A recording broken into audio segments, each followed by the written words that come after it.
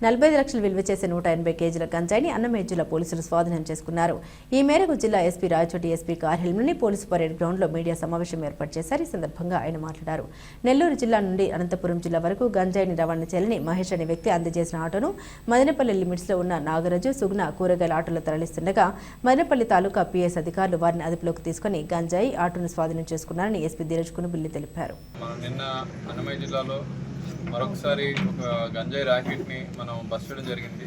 ఇందులో మదనపల్లి తాలూకా లిమిట్స్లో ఒక ఆటోలో ఆనియన్స్ మరియు గంజాయి కలిపి తరలిస్తున్న సందర్భంలో మన పోలీస్ వాళ్ళు మధ్యాహ్నం ఈ ఆటోని ఇంటర్సెప్ట్ చేసి దానిలోని 2 వ్యక్తులు ఈ గంజాయిని తరలిస్తున్నట్టు గుర్తించి మొత్తం 179 కేజీల గంజాయిగా అంతా నిర్ధారణ చేసి ఆ 2 పర్సన్స్ని కూడాను అరెస్ట్ చేయడం జరిగింది.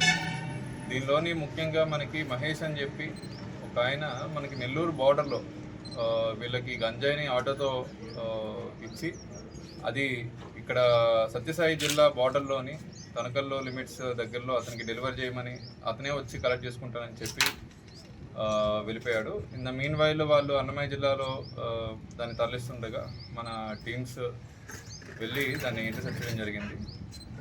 మనం నెక్స్ట్ ఈ కేసులోని మహేష్ అనే వ్యక్తిని మరియు దీని వెనకాల ఉన్న సప్లై చైన్స్ అన్నీ కూడాను బ్రేక్ చేస్తామని తెలియజేస్తున్నాను.